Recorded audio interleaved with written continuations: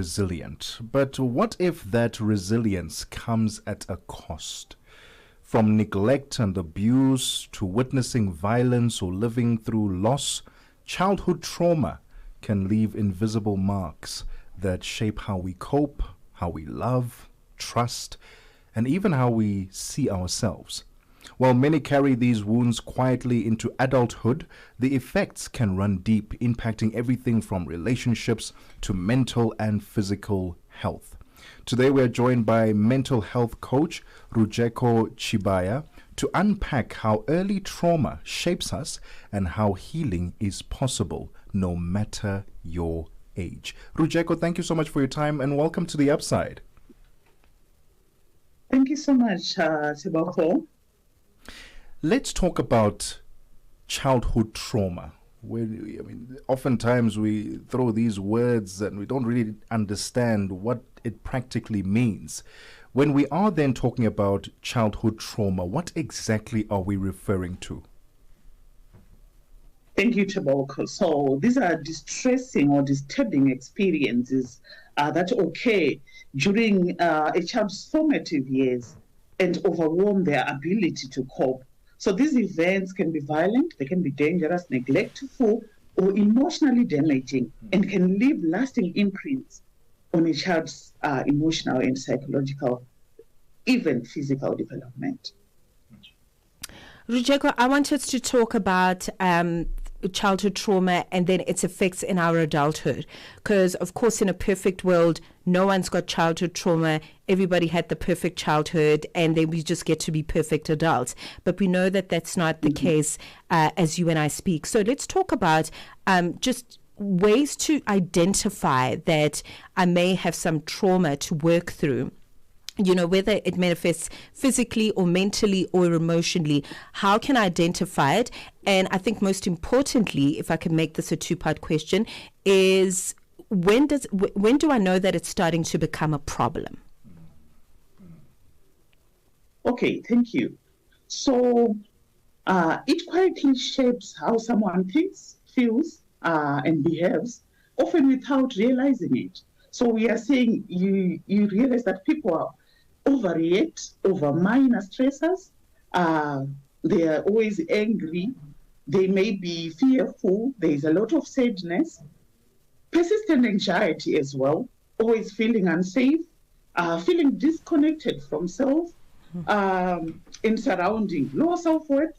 That's another sign that trauma is catching up with you. And then you could be reliving past events unexpectedly. Low self-esteem, self-sabotage. These are some of the signs that show somebody has got unresolved trauma. Rujeko, it seems that there are some adults who are able to, shall we say it, bounce back. They're able to forego or leave those childhood traumas behind when they get into adulthood. But then for others, it's a bit of a struggle. Why is it that some are able to get out of it and others struggle to let go of it when they get into adulthood? So you realize that two children may experience the same, but they respond completely different to whatever they went through. So we are saying that some people are naturally sensitive, some are resilient. So people have got different coping mechanisms, and that's the reason why you realize that some are manage to cope, some struggle. So yeah, that's how it is. You need to be able to get support, which is tailor-made. Okay, so we are discussing a very complex issue. We're talking about recognizing childhood trauma. Rujeko Chibaya, I beg your pardon. She is joining us on virtually, and she's really just helping us understand this, on a day-to-day level. How do you recognize it? How do you work through it? Of course, this then becomes sort of a lifetime thing, where triggers will come up, where, you've really just got to be very, very self-aware. So that's what we're talking about. Should you feel you want to comment, you're welcome to do so. Our suggestion box is on Twitter All right. At Channel Africa 1, hashtag The Upside is where you can find us. Rujeko, please talk to us about just the work that you are doing. As a coach, I know you're also an entrepreneur. You've served on boards for many organizations in Zimbabwe. Talk to us about what you're seeing. I think particularly in sort of the early 20s, very early adulthood. What are you seeing? What have you seen? Please talk to us about ways in which you've helped people to manage these conditions that come from, childhood trauma, as it were. What have you seen practically that you can share with us? Thank you. So I work with children. I work with women a lot. I'm a social worker. I've got a podcast which I recently established, the Impact Room with Rujeko, which was birthed out of a realization that a lot of people are struggling out there, and we don't have safe spaces to discuss these issues. That's why I've taken it upon myself to raise awareness on such issues. People are dying inside. They are emotionally affected, and they don't have safe spaces to discuss such issues. And Rujeko, for those who have identified, maybe they've started realizing that they have very unhealthy habits that may have been caused by childhood trauma, what's the first step to healing from this? So it's a courageous realization to be able to identify that I need healing and I might be affected by childhood trauma.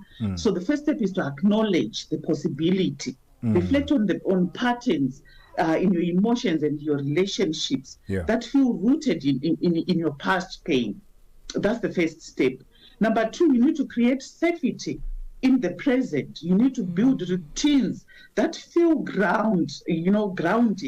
Take enough, you need to have enough sleep. You need to take care of yourself emotionally. You need to practice deep breathing. You also need to seek support. So connect with a counselor, join support groups where stories are shared with dignity. Get a trusted mentor as well, who can hold your hand. There are people who have been through such and they managed to heal, so they can, hold your hand. You also need to explore your inner world. Some people love journaling. You write your younger self a letter. Express your emotions. Some people prefer using music or poetry to process, what words can't reach. So it's not a one size fits all. People can then decide what works for them and employ it. You also need to name and normalize your emotions. I feel anxious because I'm triggered because of 1, 2, 3. So healing is not linear. You need to be gentle with yourself. So, you talk about the fact that you work with a lot of youngsters and you work with a lot of women. Very, very important work. And I think, social work is something that's just so close to my heart because I have a grandmother who was one for many years. And it's a very important profession. And I think at this time with our movement, trying to rebuild romantic relationships, work relationships, friendships, trying to parent differently, or gentle parenting. I think that's now the new age term. With all these considerations in contemporary African spaces, Rujeko, let's talk about creating safe spaces. What does that look like? Because when you really think about the traumas that we've experienced on the African continent, from refugee camps to incidences of domestic violence that we may have witnessed as children, the corporal punishment that we were subjected to as children. How do we then, in our collective effort, create safe spaces? Because I feel like we've been talking very much individualistically in terms of approaching this issue. But if we really think about it, we don't all have access to $300 or whatever the case is to go and see a professional. So in our collective efforts, in community work, how do we create safe spaces for women and other vulnerable groups? So I think a lot of work needs to be done in terms of raising awareness on such issues. And I would want to thank you for a great initiative to have such topics on these platforms. It has to start even at grassroots level. In our churches, are we also creating spaces where we can have dialogues around this? In schools, even in schools, let's get into schools and have discussions around these topics. So we have to take it upon ourselves. Traditional leadership as well has to come in. We have to acknowledge issues around mental health and prioritize discussions. Even at family setup, let's talk about these issues. Rujeko, for those who would love more information from you or just get in touch with you, where can they find you on the socials or perhaps a website? Maybe for now I can share my number. So if my phone number is 0775 019 335. You can also check out my Facebook page, Rujeko Chibaya. I've done a lot of work regarding the topic we're discussing today.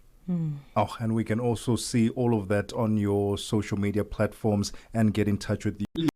Thank you so much for your time this afternoon, and we hope that it inspires us to look within ourselves and heal that inner child that has been traumatized and doesn't allow us to fully enjoy being an adult. Thank you so much for your time. You're welcome.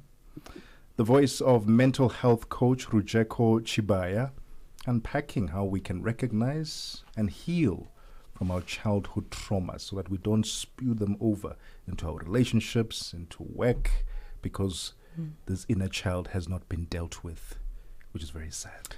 It's really life's work, isn't it? Like there's childhood traumas to deal with, there's adult traumas to deal with. So it's constant work. In fact, it's work on a daily basis. But here we are. Share your experiences with us. We'd love to hear from you.